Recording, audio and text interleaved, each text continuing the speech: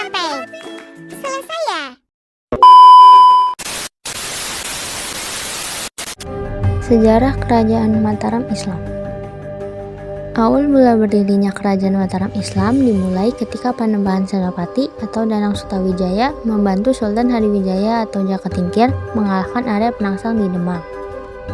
Setelah mampu menumpas pemberontakan, Sultan Hadiwijaya memilih mendirikan kerajaan baru bernama Kerajaan Pajang yang berpusat di sekitar Surakarta.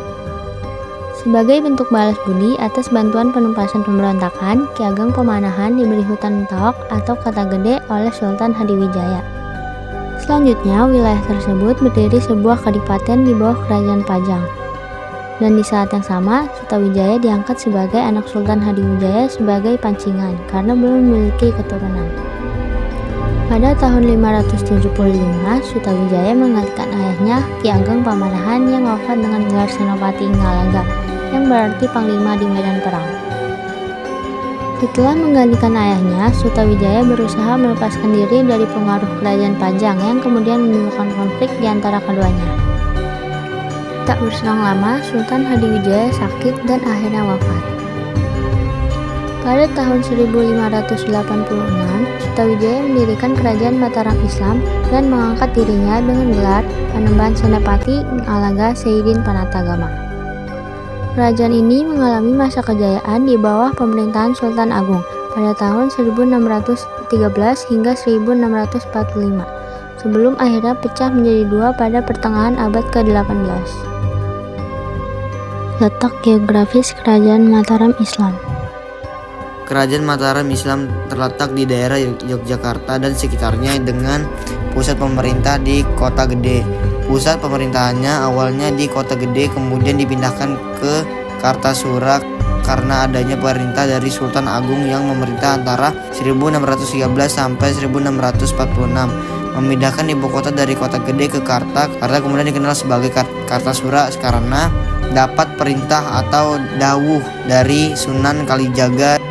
Secara geografis, Mataram berada di dataran tinggi yang subur, dikelilingi oleh pegunungan dan sungai-sungai yang mendukung pertanian, yakni di daerah aliran sungai Opak dan Progo yang bermuara di Laut Selatan.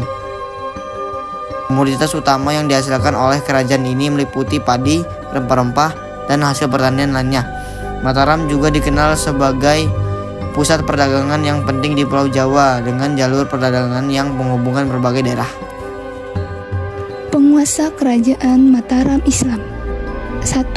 Danang Sutawijaya atau Panembahan Senopati. Danang Sutawijaya atau Panembahan Senopati mendirikan Kerajaan Mataram Islam dan memerintah dari 1586 hingga 1601. Ia adalah putra dari Ki Gede Pamanahan, pendiri cikal bakal Kerajaan Mataram Islam. 2. Raden Mas Jolang atau Panembahan Hanyakrawati. Raden Mas Jolang atau Panembahan Hanyakrawati memerintah dari tahun 1601 hingga 1613. Ia adalah putra Panembahan Senopati yang meneruskan tahta Kerajaan Mataram Islam setelah ayahnya wafat. 3. Raden Mas Rangsang atau Sultan Agung Hanyakarakusuma.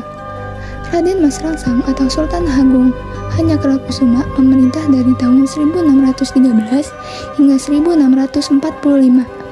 Ia adalah putra dari Susuhunan Hanyakrawati dan Ratu Mas Adidyah Banawati.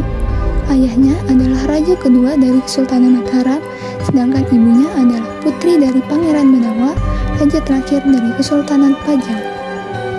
4. Amangkurat I. Amangkurat I memerintah dari 1645 hingga 1677. 5. Amangkurat II. Amangkurat II memerintah dari tahun 1677 hingga 1703. 6. Amangkurat III. Amangkurat III memerintah dari 1703 hingga 1704. 7. Pakubuwono I. Pakubuwono I memerintah dari 1704 hingga 1719. 8. Amangkurat IV. Amangkurat IV memerintah dari 1719 hingga 1726. 9. Pakubuwono II. Pakubuwono II memerintah dari 1726 hingga 1749. 10. 10. Pakubuwono III. Pakubuwono III memerintah dari 1749 hingga 1755. Jasa para penguasa. 1. Penembahan Senopati 1586 sampai 1601 Masehi. Pendiri Kerajaan Mataram Islam. Di bawah kepemimpinannya, Mataram berkembang menjadi kerajaan agraris yang kuat dengan ibu kota di Kota Gede. Ia berhasil menaklukkan wilayah bekas kerajaan Pajang serta daerah-daerah seperti Kedu, Pajang, Jepara, hingga Ponorogo. Senopati juga mengangkat para wali sebagai penasihat dan menjadikan Islam sebagai dasar pemerintahan, menggabungkan ajaran Islam dengan tradisi lokal. 2. Sultan Hanyakrawati 1601 sampai 1613 Masehi. Putra Senopati yang berusaha menundukkan pemberontakan di Jawa Timur. Namun, ia wafat dalam pertempuran di Krapyak sebelum usahanya berhasil. 3. Sultan Agung 1613 sampai 1645 Masehi. Raja terbesar Mataram yang terkenal karena perlawanannya terhadap Vyosi. Meski gagal menyerang Batavia dari 1628 sampai 1629, ia berhasil memperluas wilayah Mataram. Sultan Agung juga menggabungkan Islam dan budaya Jawa, memperkenalkan tradisi gerabek, dan mendorong pendidikan Islam melalui pesantren. 4. Amangkurat I 1645 sampai 1677 Masehi. Amangkurat I juga dikenal sebagai tokoh perintis pendidikan di usia dini dan sekolah pelayaran di Tegal. Ia juga membangun pelabuhan Tanjung Perak Surabaya, membangun bendungan Sarayu di Purbalingga, pusat kuliner di Banyumanik Semarang, mengembangkan pelabuhan Tanjung Emas di Kendal Semarang, hingga membangun perkebunan kopi di Ungaran.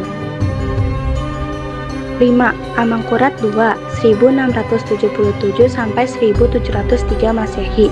Amangkurat II membangun Keraton Kartasura sebagai ibu kota baru Kerajaan Mataram. Ia memerintahkan pembersihan hutan di daerah Wanakarta. Amangkurat II juga mengupas berbagai pemberontakan berkat bantuan Vyosi. 6. Amangkurat III 1703 sampai 1704 Masehi. Sepanjang pemerintahannya, Amangkurat III tidak dikenal memiliki jasa besar bagi Kerajaan Mataram. Sebaliknya, masa pemerintahannya justru membawa ketidakstabilan, konflik internal, dan membuka pintu campur tangan Belanda lebih jauh ke dalam urusan kerajaan. Meski begitu, secara tidak langsung peristiwa-peristiwa yang terjadi di masa kekuasaannya memberikan pelajaran penting dalam sejarah Jawa tentang pentingnya kepemimpinan yang bijak dan stabilitas dinasti. 7. Pakubuwono I 1704 sampai 1719 Masehi. Pakubuwono I berhasil mengakhiri perang suksesi Jawa I dan merebut kembali kekuasaan dari tangan Amangkurat III yang dianggap merusak tatanan istana, memulihkan ketertiban dan legitimasi kepemimpinan Mataram. 8. Amangkurat IV 1719 sampai 1726 Masehi. Amangkurat IV berjasa besar dalam meredam perang suksesi Jawa II 1719 sampai 1723 yang sempat mengancam keberlangsungan Mataram. Dengan dukungan VOC, ia berhasil mengalahkan para pesaing tahta dan memulihkan ketertiban kerajaan. Selain itu, ia juga menjalin aliansasi strategi melalui pernikahan politik dengan tokoh penting, seperti Cakraningrat IV dari Madura, yang semula memberontak demi meredam potensi konflik lebih luas, termasuk di luar Pulau Jawa. 9. Pakubuwono II. Pakubuwono II berjasa besar dalam mendirikan Keraton Surakarta pada tahun 1746, yang menjadi pusat budaya dan politik Jawa hingga saat ini, di tengah berbagai krisis termasuk pemberontakan besar dan konflik internal. Ia tetap berhasil mempertahankan keberlangsungan dinasti Mataram. 10. Pakubuwono III. Pakubuwono III berjasa dalam mengakhiri Perang Saudara Mataram melalui Perjanjian Giyanti tahun 1755 yang menjadi tonggak perdamaian dengan Pangeran Mangkubumi, meskipun menyebabkan pembagian kerajaan. Di bawah pemerintahannya pula, Kesultanan Yogyakarta diakui secara resmi, menciptakan stabilitas baru dalam struktur politik Jawa. Kondisi ekonomi, politik, dan sosial Kerajaan Mataram Islam. Kondisi politik Kerajaan Mataram Islam. Kerajaan Mataram Islam menggunakan sistem pemerintahan feodalisme.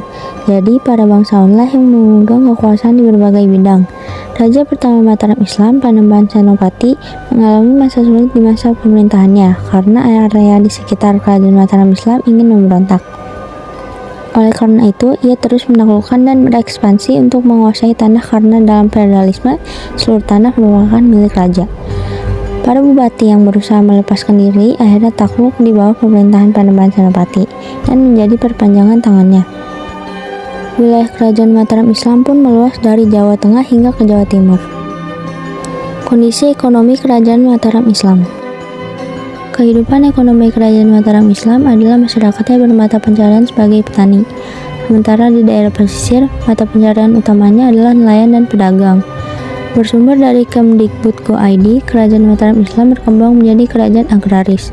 Di bidang pertanian, kerajaan ini mengembangkan daerah-daerah persawahan yang luas. Pada abad ke-17, Pulau Jawa benar-benar menjadi lumbung padi serta hasil lain, seperti gula, kayu, kelapa, kapas, dan hasil palawija. Kondisi sosial Kerajaan Mataram Islam. Sehubung dengan kondisi politiknya yang feodal, kehidupan sosial Kerajaan Mataram Islam juga sangat membedakan antara keluarga bangsawan dan rakyat biasa. Raja memiliki seluruh tanah kekuasaannya, karena itu rakyat hanya menggarap tanah tersebut. Oleh karena itu, Panembahan Senopati memperluas wilayahnya. Kerajaan Mataram Islam menjadi kerajaan bercorak Islam paling besar di Pulau Jawa.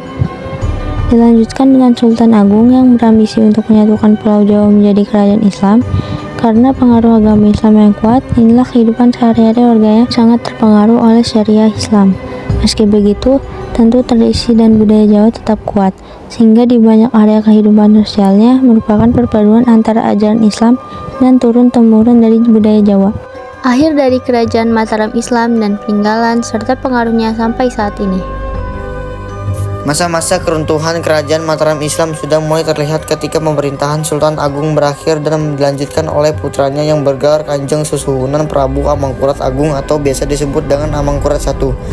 Tanda-tanda kemunduran yakni dengan adanya serangan yang dilakukan oleh Trunojoyo berhasil memporak-porandakan pertahanan Keraton Pleret yang merupakan istana dari Kerajaan Mataram Islam.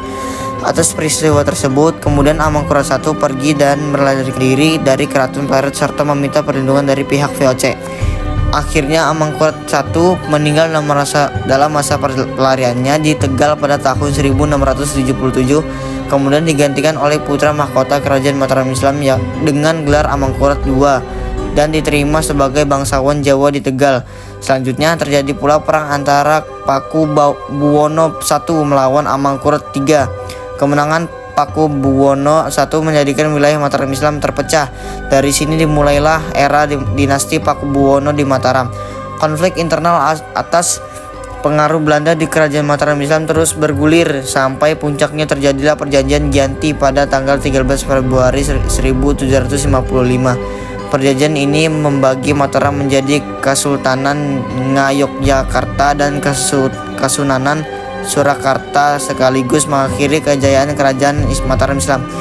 Perjanjian Giyanti pada 22 sampai 23 September 1754, VOC mengundang Pakubuwana III dan Pangeran Mangkubumi untuk membahas pembagian wilayah kekuasaan Mataram. Pertemuan tersebut kemudian mencapai kesepakatan pada 13 Februari 1755 dengan ditandatanganinya Perjanjian Giyanti yang membagi Mataram Islam menjadi dua, yakni Kasunanan Surakarta dan Kesultanan Ngayogyakarta. Perjanjian Salatiga pada tanggal 17 Maret 1757 merupakan lanjutan dari Perjanjian Giyanti. VOC dengan tujuan mengamankan kekuasaannya di Jawa menambahkan satu pihak ke dalam perjanjian yaitu Raden Mas Said. Pangeran Sambernyawa yang kemudian diangkat menjadi Mangkunegoro I dengan wilayah Mangkunegaran. Perjanjian ini secara resmi membagi Kerajaan Mataram menjadi 3 bagian, yaitu Kasunanan Surakarta, Kesultanan Yogyakarta, dan Mangkunegaran. Peninggalan Kerajaan Mataram Islam. Bangunan bersejarah. 1. Keraton Yogyakarta dan Keraton Surakarta. 2. Masjid Agung di berbagai daerah, seperti Masjid Gede Kauman yang berada di Yogyakarta. 3. Benteng Vredenburg. Awalnya dibangun oleh Belanda, namun tetap ada peran kerajaannya. 4. Taman Sari. Taman Sari berada di kompleks Taman Kerajaan Yogyakarta. Kesenian dan budaya. 1. Wayang kulit dan wayang orang. 2. Tari-tarian keraton seperti tari budaya dan serimpi. 3. Gamelan dan karawitan. 4. Busana adat Jawa seperti beskap dan kebaya keraton. Sastra dan bahasa. 1. Sastra Jawa klasik berkembang pesat. 2. Pengaruh bahasa Jawa halus dan struktur sosial masih terasa. Pengaruh Kerajaan Mataram Islam sampai saat ini. Budaya keraton masih hidup di Yogyakarta di bawah Sultan Hamengkubuwono dan Surakarta melalui Kasunanan dan Mangkunegaran.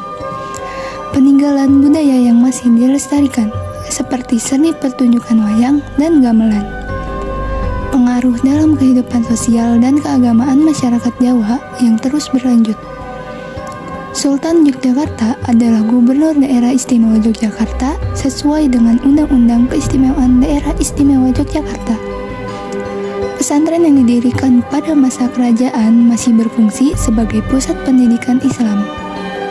Kalender Jawa yang digunakan dalam perayaan adat dan keagamaan. Tradisi pemerintahan feodal dan simbolik masih dipertahankan. Upacara adat seperti grebek maulud, sekaten, labuhan, dan tradisi lainnya masih rutin dilakukan hingga saat ini.